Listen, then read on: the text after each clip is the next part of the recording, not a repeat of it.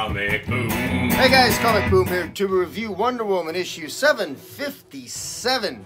This is the last issue of Steve Orlando, or rather, I think the second last issue. This ends with her eventually, I guess, confronting the Phantom Stranger of all people, battling against the forces of heaven to try to save the soul of Warmaster. How did we end up there? Well, let's check it out, shall we?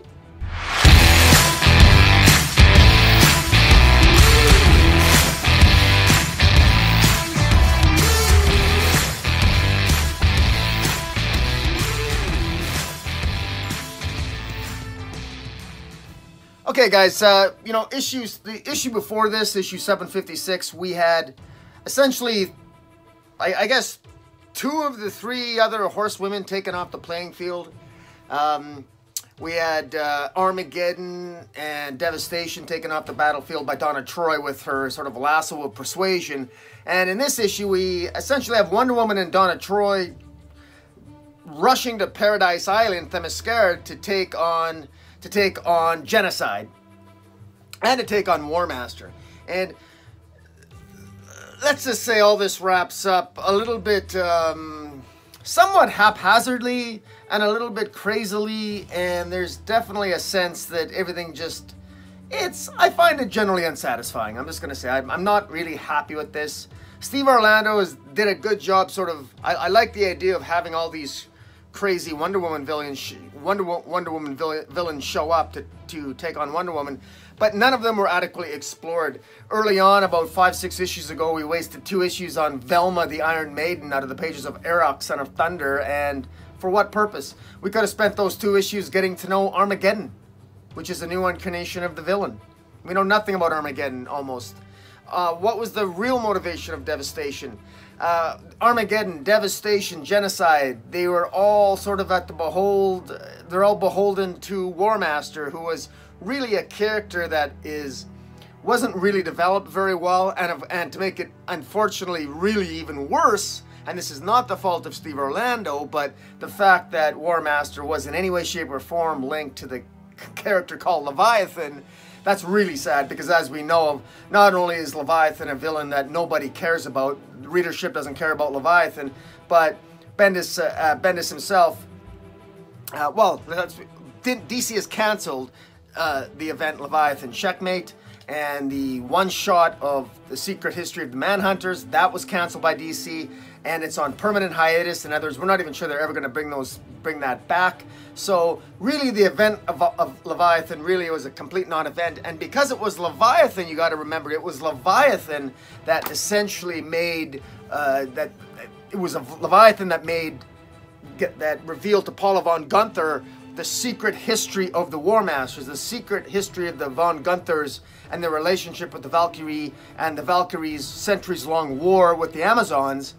Well, it just feels like somewhat haphazard, and probably one of the biggest revelations here in this issue is that I found completely shocking is apparently, despite all the chaos that was going on, the battle that's been going on in Boston, between Genocide and Aztec and all those other and various other superheroes that they never really showed, all those battles that took place, nobody was killed.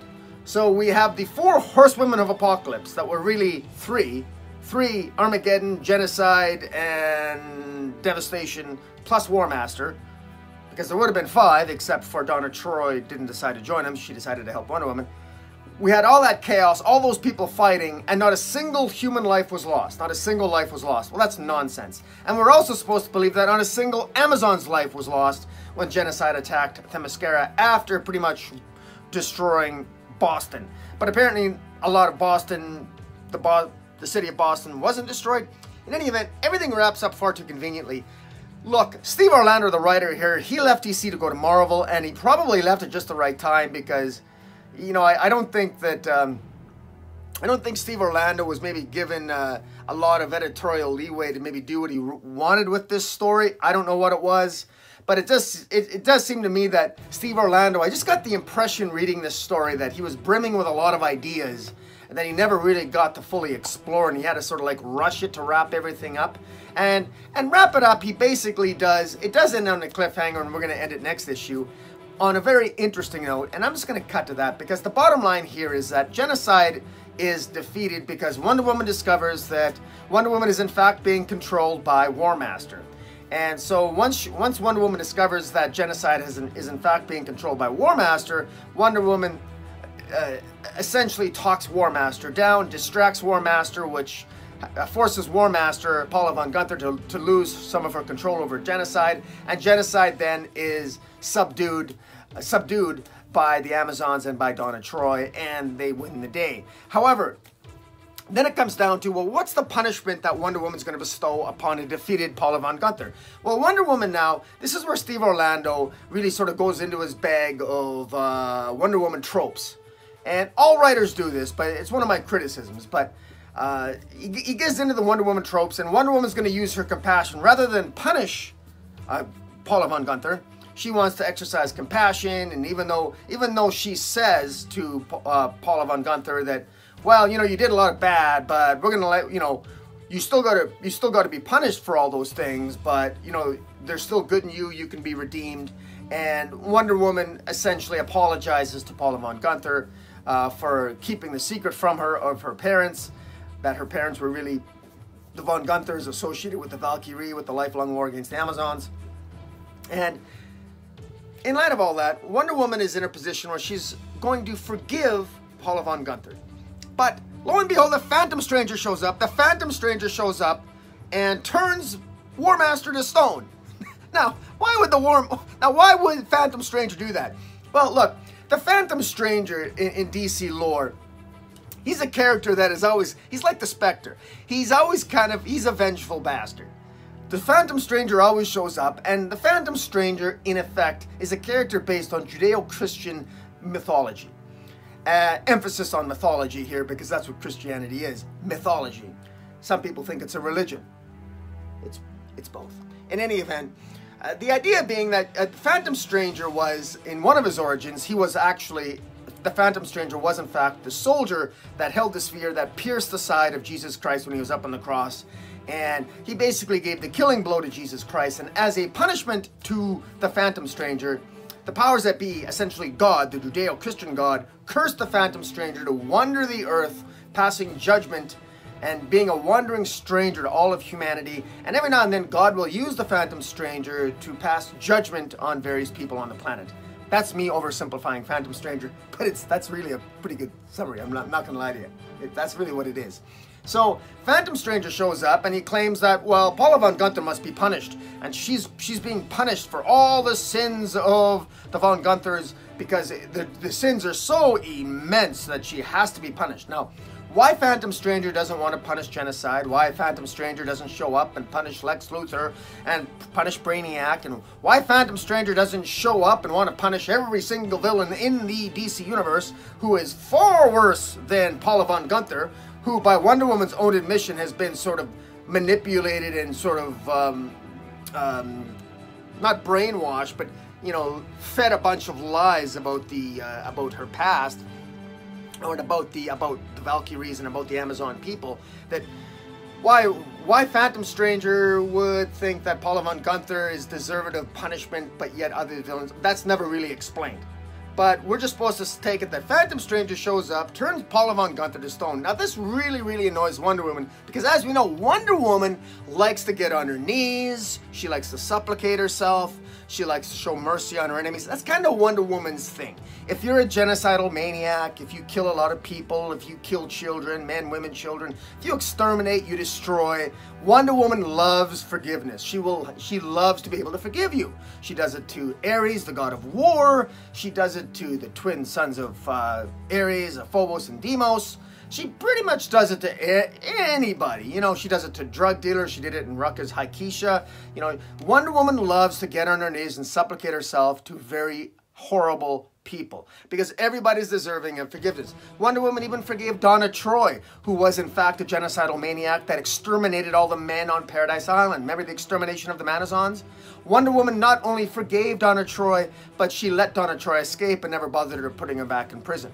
But of course, then Rebirth intervened and tried to erase all of Donna Troy's history. And then even Donna Troy herself was someone that was created in the Rebirth new history she was created for the sole purpose of killing Wonder Woman. Wonder Woman let that go as well. So remember, Wonder Woman really gets off. It's Wonder Woman's defining characteristic under the new DC universe that she forgives everybody, especially if you're a psychopath, especially if you're a genocidal murderer. Unless, of course, you're Maxwell Lord, in which case an exception is made and she'll snap your neck. Inconsistent? Just a little bit. But more of the time, most of the time, Wonder Woman likes to forgive genocidal maniacs, crazy people. And Wonder Woman takes extreme offense to Phantom Stranger having the audacity of turning this genocidal psychopath, Paula von Gunther, into stone. I mean, how dare you do that? I was in the middle of forgiving her. I mean, come on. That's really what happens here. Now this leads that Phantom Stranger, you can imagine Phantom Stranger, he's doing God's bidding. At least Phantom Stranger thinks he's doing God's bidding.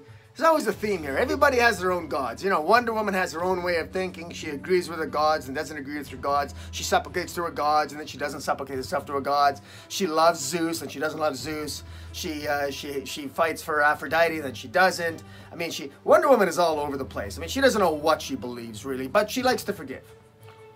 Now we got Phantom Stranger serving his god, the Judeo-Christian god, who just turned Paula von Gunther into stone. And now they're facing each other. Now Phantom Stranger is completely thrown off by Wonder Woman. He goes, well, what's the problem? She's a supervillain that turned her to stone. She's punished. Move along. Go along your way. I mean, don't you have a crossover event you can be? Aren't you supposed to be in the pages of Metal, Wonder Woman? Get on him. The story's over. But no, it's not over, because Phantom Stranger insists that Paula von Gunther's soul, her soul is now in the gates of heaven, and and Phantom Stranger is really hoping that Wonder Woman's gonna let this go. Like, just let it go, Wonder Woman. Let it go, because Phantom Stranger says to her, "Now here in the presence of my Redeemer, the Judeo-Christian God, to whom you and I are nothing, do you still wish to fight on behalf of your enemy? More than ever, stranger, more than ever." So bear in mind, Wonder Woman, if you're a psychopathic, genocidal maniac, regardless of your origin, Wonder Woman, after she defeats you, will even fight for your soul by going to heaven to fight for the right for you to achieve redemption, right? Even if God himself decides that punishment is due a particular person, well, no, Wonder Woman's not going to allow that, because Wonder Woman, she is going to fight for every soul, and she will go to, and that's really how this ends. So next issue, we can expect that Wonder Woman is going to be battling for the soul of Paula von Gunther, of course, who, here's the thing about all this. So that's the story. It's frustrating on a number of levels. It oversimplifies the idea of redemption. It oversimplifies the idea of supplication. It oversimplifies the ideas of forgiveness and redemption in the context of the Wonder Woman mythology, at least in my view. There has to be more aggressive stance by Wonder Woman in her own comic book. You have to be able to embrace a little bit of the warrior side of the peaceful warrior. Look, I love the fact that Steve Orlando here I understand and respect the fact that he wants to move the story toward an end where Wonder Woman not only defeats let me correct that, Wonder Woman and Donna Troy defeat the four horsewomen of Apocalypse. But not only does she defeat them, but she moves to redeem them, or at least their leader, who was essentially leading them and controlling at least one of them, namely genocide, that she's going to redeem them. That redemption lies within every soul, no matter how egregious you might view that soul. Now, I gotta tell you, man, it's a lesson that the world is not ready for. This world ain't ready for. I mean, this world, we can't even agree if we're battling or arguing over race. Does racism exist? Doesn't it exist? Black lives matter? All lives matter? I don't know. Wonder Woman would say all lives matter. But, I don't mean to I'm not trying to get political here. I'm just trying to speak about humanity. Wonder Woman's about saving everyone, saving the soul of everyone, even the soul of an Adolf Hitler. She's willing to save the soul of a Paula von Gunther, who in one incarnation was a Nazi. What does that say about Wonder Woman? Well, hey, she believes in love. Love conquers all, even your enemies, right? You know, but Steve Orlando never quite goes to the end. He never goes and really deals with those issues head on in a more concrete, definitive way. He sort of breezes over them. Everything's breezed over. Extreme violence battling occurs. Not a single life is lost in the story. And then things are just sort of conveniently wrap up. The four horsewomen, they're all defeated, and Paula von Gunther turned to stone. Phantom Stranger shows up, takes the evil soul to heaven for maybe purgatorial punishment. And Wonder Woman, no, you can't do that. I can redeem my friend. And of course, Wonder Woman still thinks of Paula von Gunther as her friend, despite the fact that she's a genocidal maniac. There's a disconnect here. There's a disconnect here. And the disconnect, and where I, as a Wonder Woman fan, I always lose, and I feel that Wonder Woman is continuously being written wrong, and it's writer after writer after writer who fails to appreciate this, is that Wonder Woman, there is never a line that somebody can seem to cross, except for Maxwell Lord, where Wonder Woman says, enough is enough, I'm ending you. For some reason, Maxwell Lord, I mean, Wonder Woman didn't have a problem snapping Maxwell Lord's neck. It was the only way to stop him from her battle with Superman. Remember that? I know I keep going back to the Maxwell Lord analogy here, but it's important because it cannot be lost what distinguishes Wonder Woman from Batman and Superman, and that is she is not afraid to kill. Now, if you're going to deviate from that interpretation because she's a corporate character now and she's a corporate property now more than ever, and she's got a Wonder Woman 1984 movie coming out, and you don't want to advertise the fact too much that she kills once in a while, okay, I get it. Okay, fine. But at the very least, don't have her go to the ridiculous lengths of fighting for the soul of that are akin to the souls of an Adolf Hitler. Don't go that far. That's absurd and that's ridiculous. That's just me. You need to maintain some flaws in the character. You need to maintain the vengeance. You need to maintain some of that. I mean, even Superman used kryptonite to kill the 3 Phantom Zone criminals at one point. You know, get off the bandwagon of perfection all the time. Let's see some more flaws in Wonder Woman. But in any event, guys, show up next issue. Next issue, Wonder Woman 758. She's battling in heaven, behind the gates of heaven, battling for the soul of Warmaster. How's that going to turn out? And what is going to happen? Is God going to let Wonder Woman get away with it? Because we're talking the God, the Judeo-Christian God here. This is the one that's above all, you know. And yeah, there's a bias in the DC universe because this is the Phantom Stranger's God, the Judeo-Christian God. Could this be the God of the related, what is the Judeo-Christian God in the DC lore? Is it one of the judges of creation? I don't know. That's something that I know will never be answered, but oh, it's another interesting topic, and boy, could I talk a lot for that, but maybe on another video. Guys, tell me what you think of Wonder Woman issue 757. Is it nonsense? Does it make you think? Or is it just another Wonder Woman story? Let me know. Follow me on Twitter, Metropolis40, and until next time, Comic Boom, out.